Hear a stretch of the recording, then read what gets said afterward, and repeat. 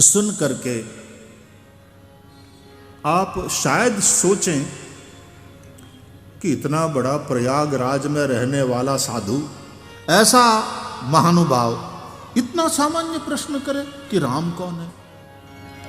आओ, गोस्वामी तुलसीदास जी जो श्रेष्ठ दो संतों का मिलन कराते हैं, भरद्वाज और याज्ञवल्क्य, मुनि भरद्वाज के आश्रम में तीर्थराज प्रयाग में इन दो महापुरुषों का मिलन और फिर संवाद मुनि भरद्वाज के आश्रम में, और उस शांति में फिर कथा। याज्ञवल्क्य महाराज को विराजमान किया, चरण प्रक्षालन किया, पूजा करी। मुनि भरद्वाज ने निज सौभाग्य की प्रशंसा करी।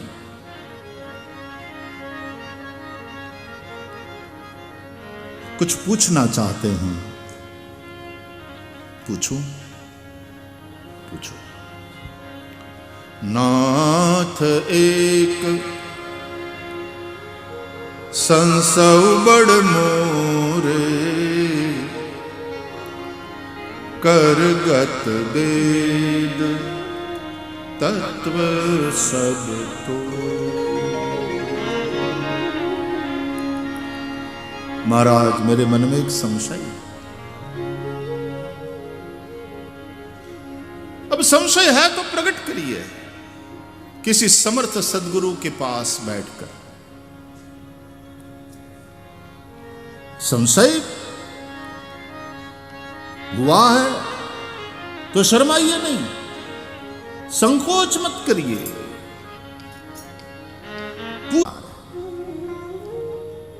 करगत वेद तत्व सब तोरे, और आप उस तत्व को जानने वाले तत्वज्ञ है।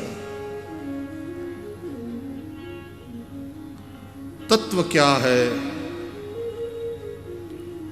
भागवत की दृष्टि से देखे तो जो अभी श्लोक हमने उद्धृत किया था, वदन्ति तत्त्वविदस्तत्त्वम् यज् ज्ञानम अद्वयम ब्रह्मेति परमात्मेति भगवान इति शब्द्यते। तत्व यानी परब्रह्म परमात्मा। अथवा तो कृष्ण भक्तों के लिए तत्व यानी बोले कृष्णात् परम किमपि तत्वमहं न जाने, कृष्ण के अतिरिक्त और कोई तत्व हम जानते नहीं।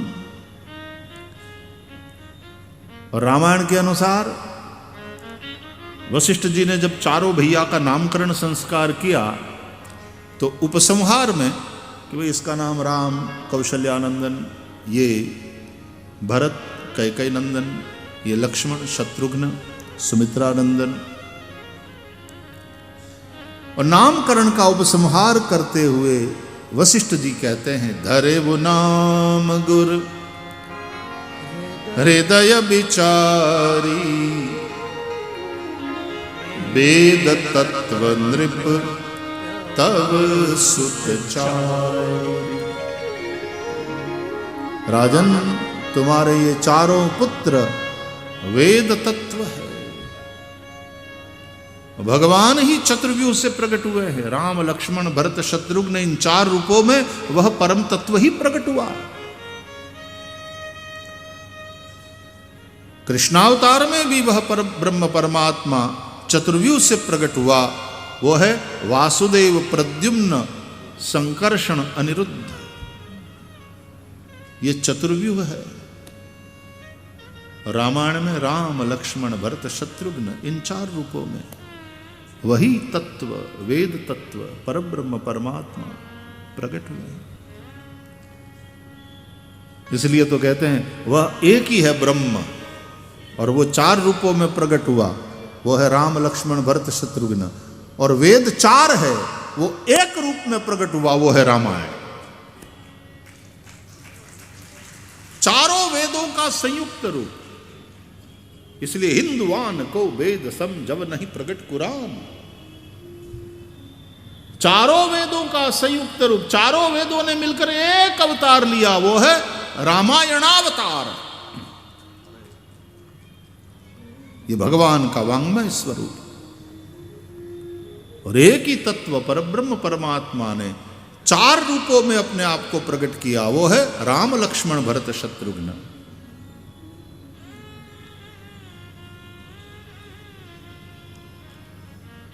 मुनि भरद्वाज कहते हैं याज्ञवल्क्य ऋषि से, महाराज आप वेद के तत्व को जानते हैं।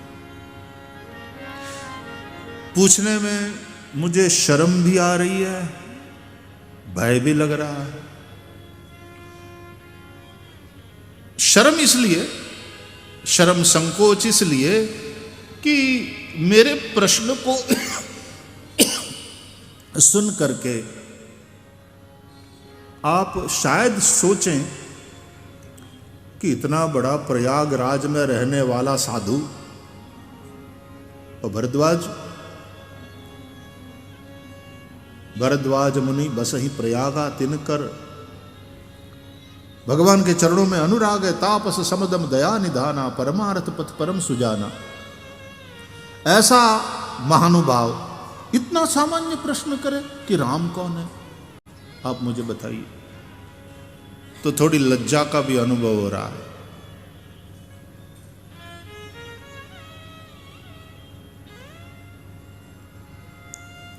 भय भी लग रहा है इसलिए कि मेरे प्रश्न को सुनकर कहीं आप ये न सोचे कि मैंने परीक्षा करने के लिए पूछा। नहीं भगवान, नहीं।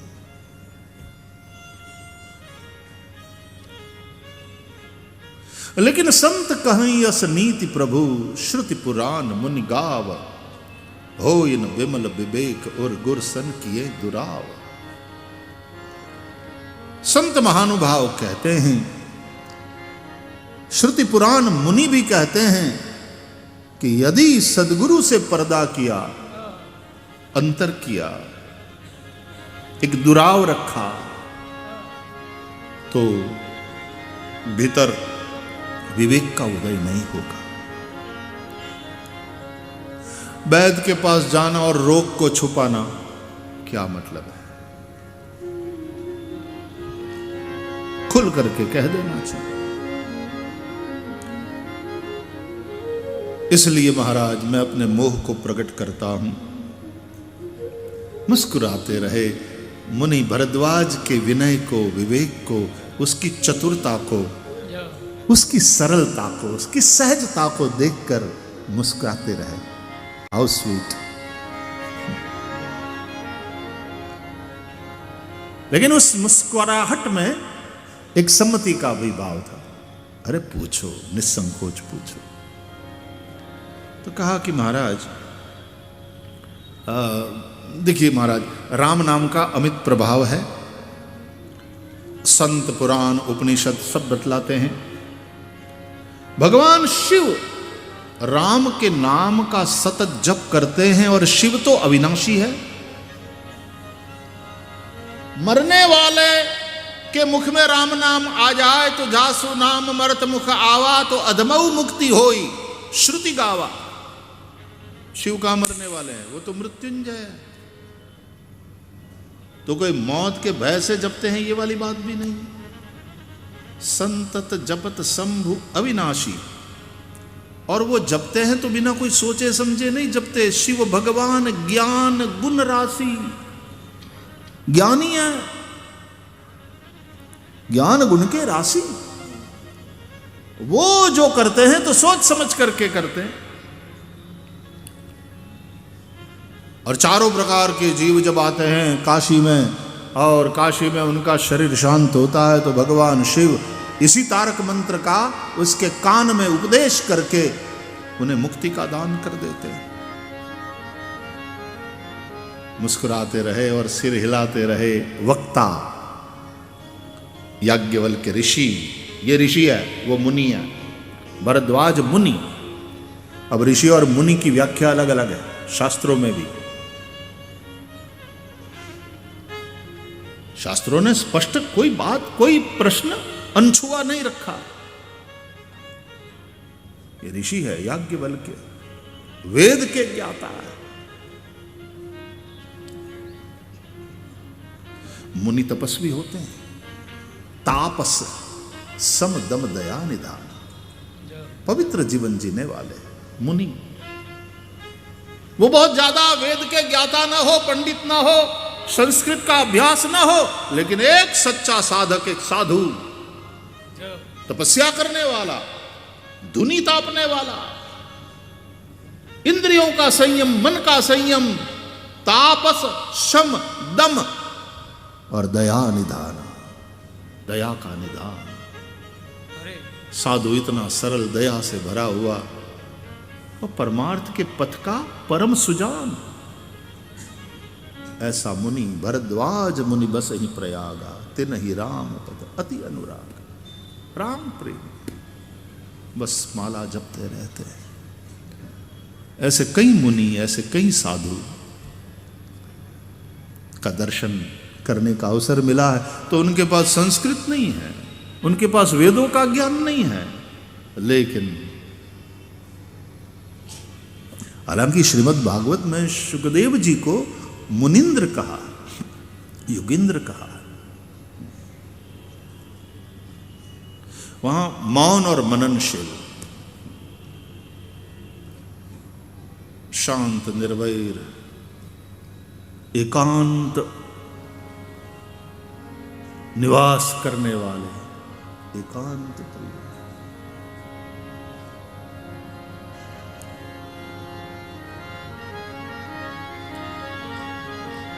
और सुखदेव जी उन मुनियों के गुरु हैं। गुरुम मुनीनाम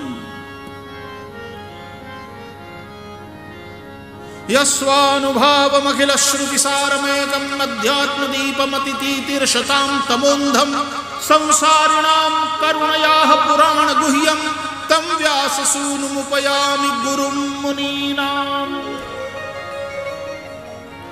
व्यास सूनु, व्यास जी के पुत्र सुखदेव क्या है बोले? गुरुम मुनीनाम, मुनियों के गुरु। यहां याज्ञवल्क्य वैदिक ऋषि है, वेदज्ञ है, ऋषि। तो ऐसे ऋषियों के चरणों में बैठा है एक मुनि। मुनि सरल, निरहंकार, अपने संशय को कितनी दीनता के साथ और कितने विवेक के साथ प्रस्तुत कर रहा है, देखने लायक है साहब। एक एक चौपाइयों पर ध्यान दो, रामचरितमानस के एक एक प्रकरण का दर्शन करो।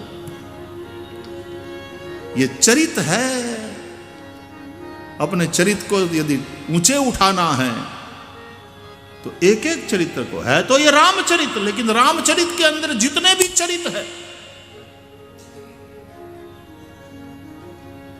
शिव चरित है, सती का चरित्र है, इन मुनियों का चरित्र देखो, काकभूषुंडी का चरित्र देखो।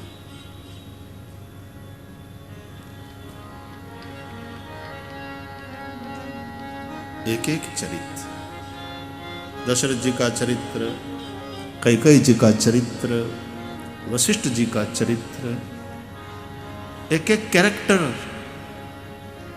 इसको देखो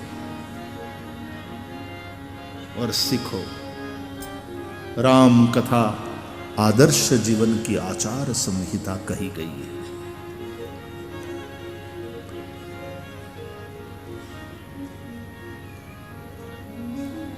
मुनि भरद्वाज कहते हैं कि भगवान, आपके श्रीमुख से भी मैंने अनेकों बार राम नाम की महिमा के विषय में सुना।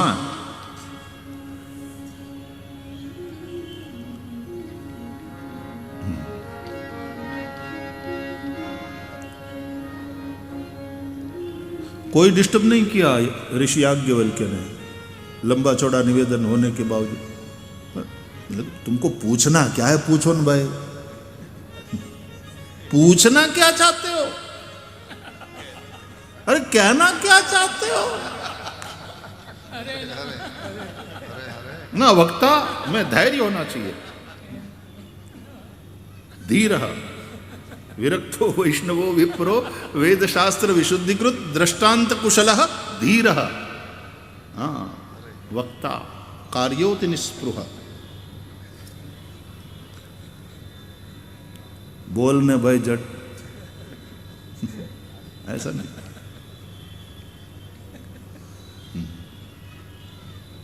प्रभु वो राम कौन है? राम कवन प्रभु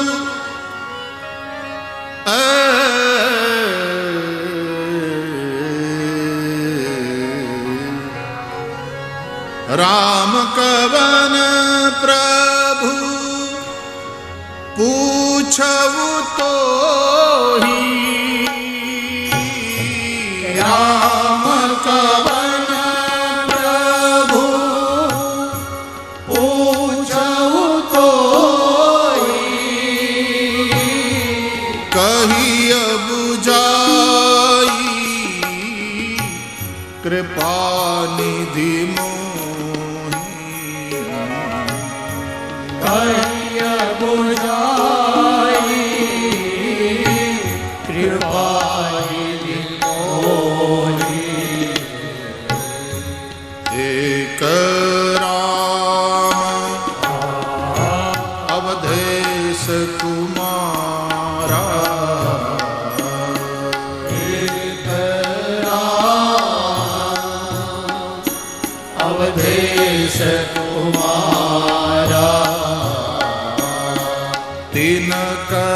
चरित विदित संसार दिनकर चरित विदित संसार नारी विरह दुख लहे अपारा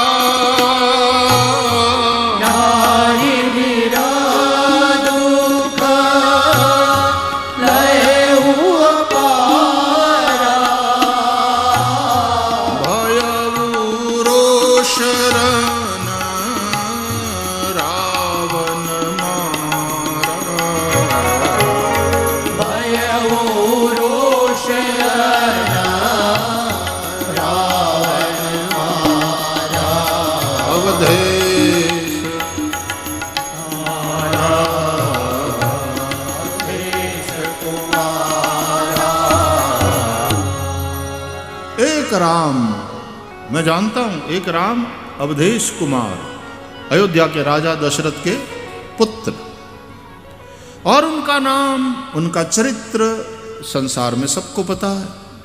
क्या चरित्र उस राम का, दशरथ नंदन राम का? बोले उनकी सती नारी थी सीता, उनका नाम था। रावण नाम का कोई असुर वनवास के दरमियान उसका हरण करके ले गया, तो राम जी को बड़ा गुस्सा आया, भय वो रोष, और परिणाम बोले युद्ध कर लिया, हरण रावण मारा, रावण को मार डाला। यह चरित्र सबको पता है। प्रभु सोई राम की अपर को जाय जपत त्रिपुरारी। अब स्पष्टता कि वही राम, भगवान शंकर जिसके नाम का सतत जप करते हैं, वो राम, ये दशरथ नंदन वही राम कि अपर को कोई और?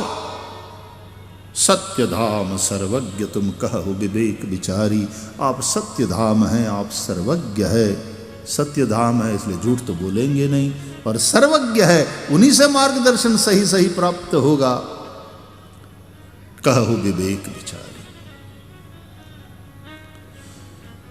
अब प्रश्न स्पष्ट हुआ कि शिव जिसके नाम का जप करते हैं वह परब्रह्म राम, और दशरथ नंदन राम ये अलग अलग है कि एक है? राम दशरथ नंदन के रूप में कोई एक आदर्श चरित्र, मनुष्य चरित्र, एक आदर्श मानव है, और वो राम जिसको शिव जी जपते हैं, रमन्ते योगिनो यस्मिन, योगी जिनमें रमते रहते हैं, वह परब्रह्म राम। राम ब्रह्म परमार्थ रूपा, अभिगत अलख अनादि अनूपा, सकल विकार रहित गत भेदा, कहीं नित नेत निरूप ही भेदा। वो राम, वो अलग है, और उनके नाम से अपने बेटे का नाम दशरथ जी ने राम रख लिया। जैसे अजामिल ने बेटे का नाम नारायण रख लिया, कहीं ऐसा तो नहीं है। प्रभु सोई राम की अपर को जाहि जपत त्रिपुरारी। इन शॉर्ट, सीधे साधे मुनि भरद्वाज पूछना चाहते हैं कि राम राजकुमार है, दशरथ नंदन, और एक आदर्श मनुष्य है, कि राम परात्पर ब्रह्म है। वास्तव में रामचरितमानस में ये 3 संवाद मुख्य है, भरद्वाज याज्ञवल्क्य का, भवानी और शंकर का, गरुड़ और वसुंडी का।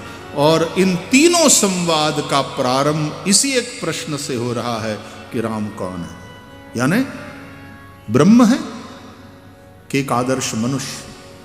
और गोस्वामी तुलसीदास जी ने जिस प्रकार से तीनों संवाद को प्रस्तुत किया है, उसमें श्री राम को परात्पर ब्रह्म के रूप में निरूपित किया है। राम ब्रह्म है।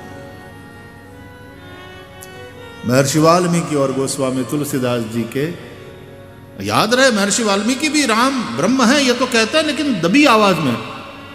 उनको तो राम का जो मनुज वाली लीला है, वो चरित्र आगे करके मनुष्यों को जीवन जीने का आदर्श बतलाना है।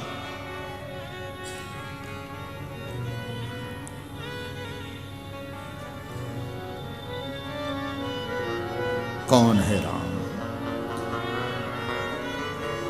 तो उनकी सती नारी का हरण हो गया रावण के द्वारा, और इनको रोष आ गया और रावण के साथ युद्ध किया और रावण को मार डाला और अपनी पत्नी को वापस ले लिया।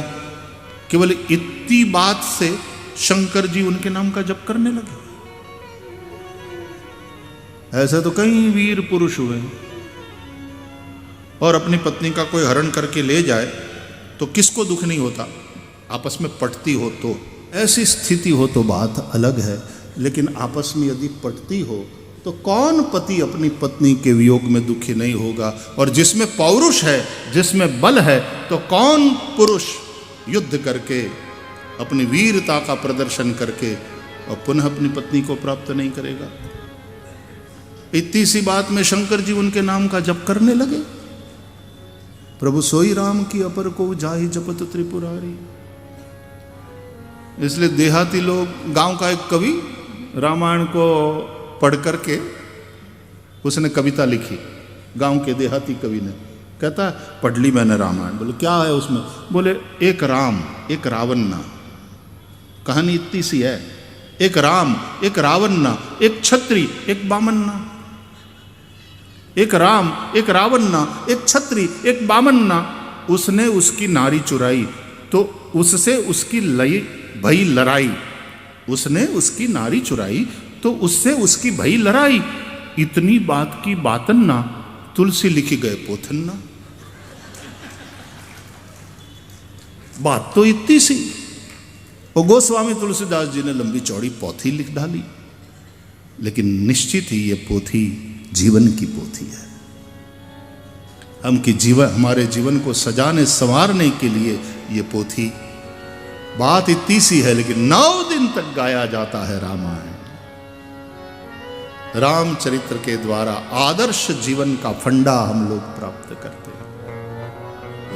हरि शरणम हरि शरणम हरि शरणम हरि शरणम हरि शरणम हरि शरणम हरि शरणम हरि शरणम हरि शरणम हरि शरणम हरि शरणम हरि शरणम हरि शरणम हरि शरणम हरि शरणम हरि शरणम। आप बड़े ही भाव से, ध्यान से और अनुशासन पूर्वक कथा श्रवण कर रहे हैं। एक सूचना और भी दे दूं कि वैसे तो ठीक 7:30 बजे कथा का विराम हो जाता है, लेकिन कल राम लला प्रकट होने वाले हैं, तो थोड़ा समय लेकर आइएगा।